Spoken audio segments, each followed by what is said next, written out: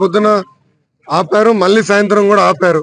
దిగి ఎస్ఐ గారిని సూటిగా ప్రశ్నించారు, ఎందుకు నా బండి ఆపుతున్నారంటే పై అధికారులు ఆదేశాలు జారీ చేశారని చెప్పారు. అందుకే చెప్పా, డీజీ గారు చెప్పండి ఆయన టైం తొందరలో వస్తుందని. అంటే కావాలని ప్రతిపక్ష పార్టీలు హెరాస్ చేయడానికి ప్రయత్నిస్తున్నారు.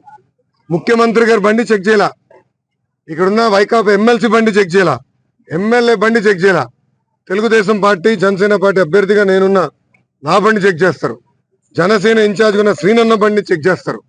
ఇట్లా అడుగడుగునా మమ్మల్ని ఇబ్బంది పెడుతున్నారు. దీనిపైన ఎలక్షన్ కమిషన్ కూడా రాస్తున్నాం. చట్టాలు ఏమైనా ఉంటే అందరికి ఒకటే చట్టం ఉండాలి, అదే అమలు చేయాలి తప్ప ప్రతిపక్ష వాళ్ళకి ఒకటి, అధికార పార్టీ చేస్తాం కరెక్ట్ కాదు. అధికారులు ఎవరైతే ఇట్లా చట్టాన్ని ఉల్లంఘించి మమ్మల్ని ఇబ్బంది పెట్టారో వాళ్ళపైన ఎలక్షన్ కమిషన్ కఠినంగా వ్యవహరించాలి. ముఖ్యమంత్రి గారు బండి చెక్ చేశారా, ఎమ్మెల్యే గారు బండి చెక్ చేశారా, ఎమ్మెల్సీ గారు బండి చెక్ చేశారా? నేను అడుగుతున్నా. 3 రోజుల్లో 4 సార్లు ఏనాడు నా బండి చెక్ చేయలేదు స్వామి. రోజు తిరిగేవాడినే కదా. కావాలని నన్ను ఆపి ఎన్నిసార్లు చెక్ చేస్తారు? ఒకే రోజు 2 సార్లు చెక్ చేస్తారా? ఉదయం సాయంత్రం.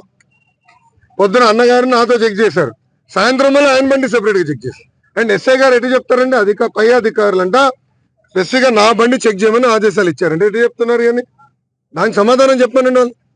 అధికారులు ఇప్పుడు సమాధానం చెప్పాలి. దీనిపైన ఎలక్షన్ కమిషన్ సీరియస్ గా తీసుకోవాలి. అందుకే డీజీని తొలగించాలి, దాంట్లో ఎలాంటి డౌట్ లేదు. ఎస్పీ గారిని మార్చాలి, దాంట్లో ఎలాంటి సందేహం లేదు. వీళ్ళందరినీ ఎస్పెషల్ ఎస్పీ గారు వీళ్ళందరినీ ఏకంగా ఎలక్షన్ ముందు నియమించిన వాళ్ళు వీళ్ళందరినీ బర్తరఫ్ చేయాల్సిన బాధ్యత ఎలక్షన్ కమిషన్ పైన ఉంది. చెప్తే స్పెసిఫిక్ గా మా బండిలు చెక్ చేయమని ఆయనకి ఆదేశాలు వచ్చినాయంట, దాని మేరకే చెక్ చేశాను వాళ్ళు చెప్తాం జరిగింది. ఇంకా దానికన్నా ఆధారాలు మీకేం కావాలి? ఎమ్మెల్సీ గారు బండి తనిఖీ చేశారా? హనుమంతరావు గారు ఎమ్మెల్సీ గారు, ఆయన బండి ఎవరు జోలికి? ఎమ్మెల్యే గారు జరుగుతున్నారు, ఎవరు? కరకట్ట కమలాసన్ ఆల రామకృష్ణారెడ్డి గారు, ఆయన బండి చేయలా. ముఖ్యమంత్రి గారు బండి ఆపి ఇప్పుడు చెక్ చేశారా వీళ్ళు? మళ్ళీ మేము ఒకరు దొరికాం వాళ్ళకి. ముఖ్యమంత్రి గారు అదే రోడ్డు మీద తిరుగుతాడు అటు ఇటు ఎప్పుడో, మళ్ళీ ఎందుకు ఆయన బండి ఆపి చెక్ చేయరు అధికారులు? కేవలం నా తెలుగుదేశం పార్టీ అభ్యర్థిగా నన్ను జనసేన ఇన్ఛార్జ్ గా శ్రీనివాస్ అన్న బండి ఎందుకు చెక్ చేస్తున్నారు ప్రత్యేకంగా? దానికి అధికారులు సమాధానం చెప్పు, అది నేను సూటిగా ప్రశ్నిస్తాను. నిజంగా చిత్తశుద్ధి ఉంటే ఇక్కడ రాష్ట్ర ముఖ్యమంత్రికి కలవటానికి రాష్ట్రం నుంచి ఎమ్మెల్యేలు వాళ్ళ పార్టీలు ఎంతమంది వస్తున్నారు? నిజంగా వాళ్ళని ఆపితే నిజంగా ట్రాఫిక్ ఆగిపోయేది. ప్రత్యేకంగా అన్న బండి మా బళ్ళే ఆపేసి ఇచ్చేస్తున్నారు. నిజంగా వాళ్ళు చిత్తశుద్ధి ఉంటే ఆ ట్రాఫిక్ ఆగిపోయేది కదా, భారత్ దగ్గర అటువైపు ఆగిపోయేది కానీ ఇంటి దగ్గర. మరి ఎందుకు ఆగట్లేదు? ఎవరిని చెక్ చేయట్లేదు. ఓన్లీ వాళ్ళకి భయం పట్టుకుంది, ఓటమి భయం పట్టుకొని కట్టడి చేయాలని చూస్తే వాళ్ళు చూస్తున్నారు తప్పితే ఇంకొకటి లేదు. మేము దీనికి భయపడే వాళ్ళం కాదు. జనసేన పార్టీ, తెలుగుదేశం పార్టీ రాష్ట్రం అంతా చెప్తా ఉన్నాం, దీనికి భయపడే వాళ్ళం కాదు. మీ ఉడతగులు మేము భయపడే వాళ్ళం కాదని చెప్తా ఉన్నాం. దీనికి మేము తీవ్రంగా ఖండిస్తా ఉన్నాం. పోరాడుతాం, మేము వదిలిపెట్టాం.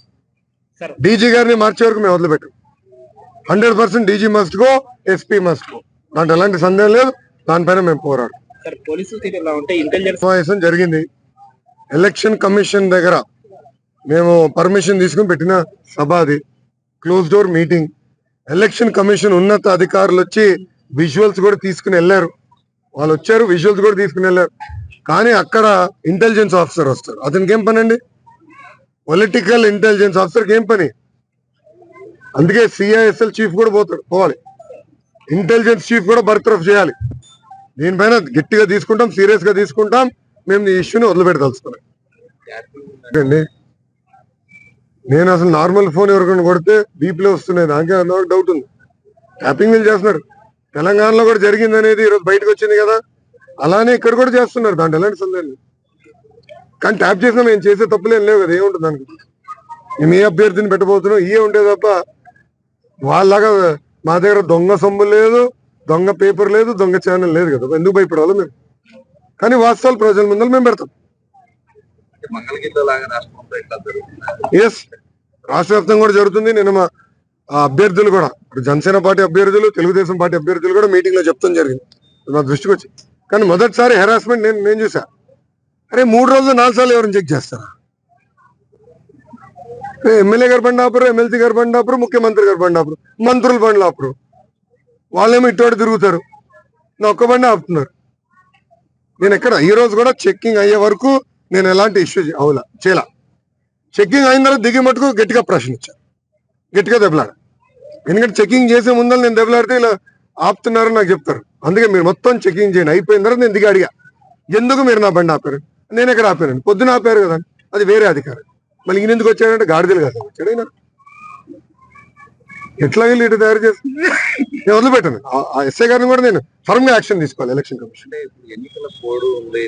దెన్ మీనా గారు should take action. Hello, Meena గారు షుడ్ టేక్ యాక్షన్. చట్టాలు అందరికీ ఒకటే ఉండాలి కదా. ఎస్పీని పీకి అవతలు పడేమనండి, ఎస్ఐ గారి పైన యాక్షన్ తీసుకోమనండి. అంటే నా ఒక్కడు బండే కంపడుతుంది ఆ రోడ్డు పైన, ఇంకెవరు బండ్లు కంపట్లేదా? పద్దాకొచ్చి మా పైన చేసి, అరే సకల శాఖ సజ్జల రామకృష్ణారెడ్డి ఉన్నాడే, మళ్ళీ అతని బండి ఎందుకు ఆపలేదు ఇప్పటివరకు అడుగుతున్నా నేను. మళ్ళీ మిగతా సలహాదారులు వేసారే, ధనంజయ రెడ్డి గారు బండి ఎందుకు ఆపలా, పెద్దిరెడ్డి రామచంద్రారెడ్డి బండి ఎందుకు ఆపలా, విజయసాయి రెడ్డి బండి ఎందుకు ఆపలా? వాళ్ళ బండ్లు కంపట్లేదా? ఎట్లా కుదురుతుంది?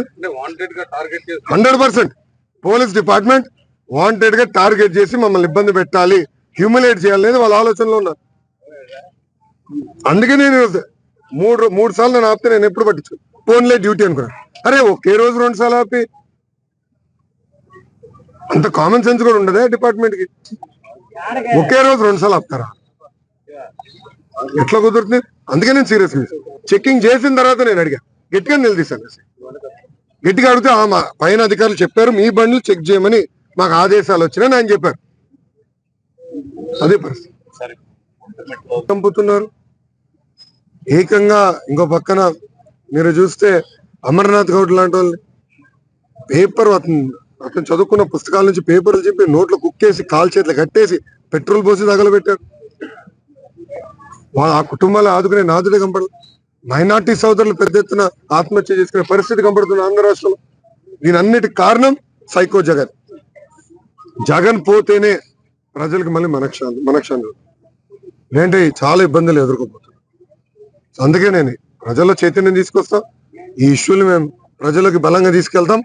ఈ ప్రభుత్వాన్ని గద్దె దింపే వరకు మేము వదిలిపెట్టాం.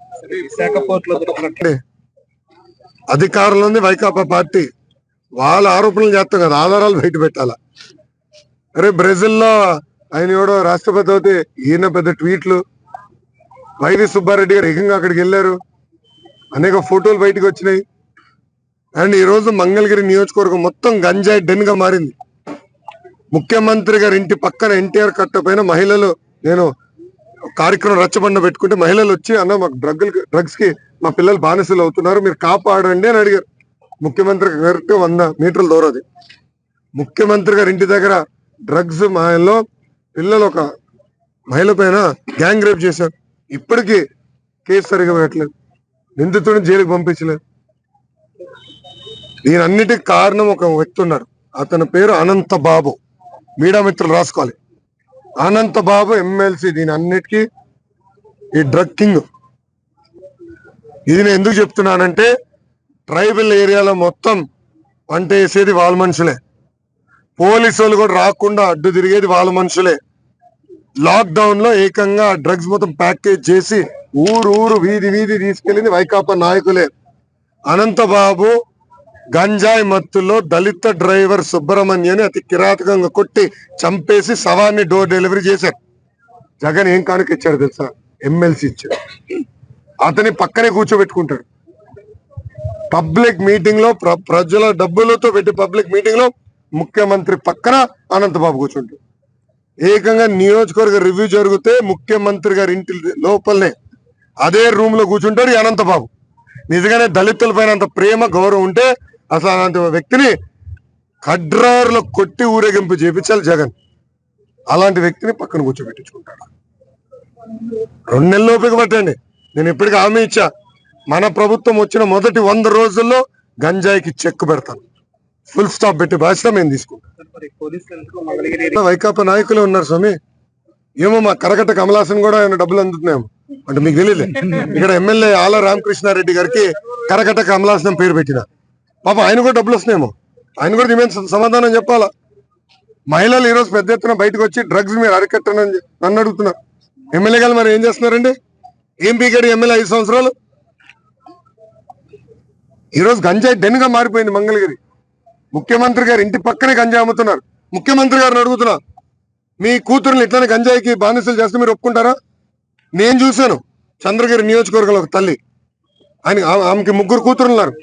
పెద్ద కూతురిని గంజాయికి బానిసలు చేసి శారీరకంగా వాడుకున్నారు వైకాపా నాయకులు. 45 రోజులు పెట్టింది ఆ తల్లికి తెలిసిందాక పాపం. నన్ను వచ్చి సిఎంసి వెల్లూరు తీసుకెళ్తాను, కొంచెం మీరు ఒక మాట చెప్పండి, మాట సహాయపడండి అని అడిగింది. పెద్ద కూతురు నేను చంపేస్తాను ఆమె చెప్పింది. మా ఇంకొక 2 కూతురు కాపాడదానికి పెద్ద కూతురు నేను చంపేస్తాను. ఇదే గాని జగన్ కూతురులు జరిగితే ఒప్పుకుంటానైనా? ఎంత అన్యాయం అండి. ఉడతా పంజాబ్ సినిమా చూసాం, ఉడతా ఆంధ్రప్రదేశ్ ఈ రోజు సినిమా కాదు రియల్ లైఫ్ లో చూస్తున్నాం. అది ఈ రోజు ఆంధ్ర రాష్ట్ర పరిస్థితి. అంటే చివరాస్త్రంగా మొత్తం కూడా కేసులు కూడా పెడుతున్నారు. నిన్న తెలుగుదేశం పార్టీకి ఇదేం కొత్త కాదండి. మేము 6 నెలలు పోరాడుతున్నాం. ఇప్పుడు జనసేన పార్టీ కూడా యుద్ధంలో వచ్చింది.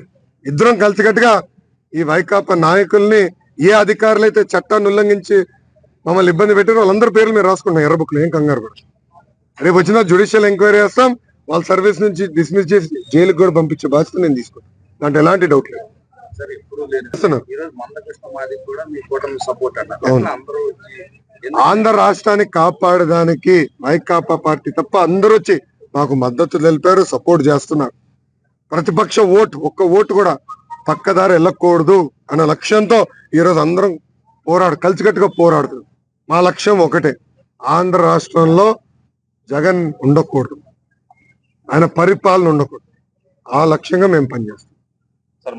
చేస్తున్నారండి, వాళ్ళ ఇంటి నుంచి బయటికి రావట్లేదు. వాళ్ళు ఆల్రెడీ హ్యాండ్స్ అప్ చేసినట్టున్నారు, ఇంటి నుంచి బయటకు అడుగు పెట్టట్లేదు. అయ్యారు 2 కుటుంబాలు మంగళగిరిని దాదాపు 25 సంవత్సరాలు ఎమ్మెల్యే స్థాయిలో పరిపాలించి, నేను కేవలం 4 సంవత్సరాలు 11 నెలలు అయింది. నేను ఓడిపోయిన దగ్గర నుంచి నేను దాదాపు 29 సంక్షేమ అభివృద్ధి కార్యక్రమాలు మంగళగిరి ప్రజలు చేశాను. సిమెంట్ బల్ల దగ్గర నుంచి తోపుడు బండ్లు, ఆరోగ్య రథాలు, వాటర్ ట్యాంకర్లు, పెళ్లి కానుక, చనిపోతే మట్టి ఖర్చులు డబ్బులు ఇస్తాం. ఇలా 29 సంక్షేమ అభివృద్ధి కార్యక్రమాలు మేము చేస్తాం. వాస్తవంగా చెప్పాలంటే ఒక ప్యారలల్ గవర్నమెంట్ తెలుగుదేశం జనసేన పార్టీలు కలిసికట్టుగా మేము నడిపిస్తున్నాం. ఇక్కడ ప్రజలు ఒకటే చెప్తున్నారు, 25 సంవత్సరాలు మీరు 2 కుటుంబాలకు అవకాశం ఇచ్చారు.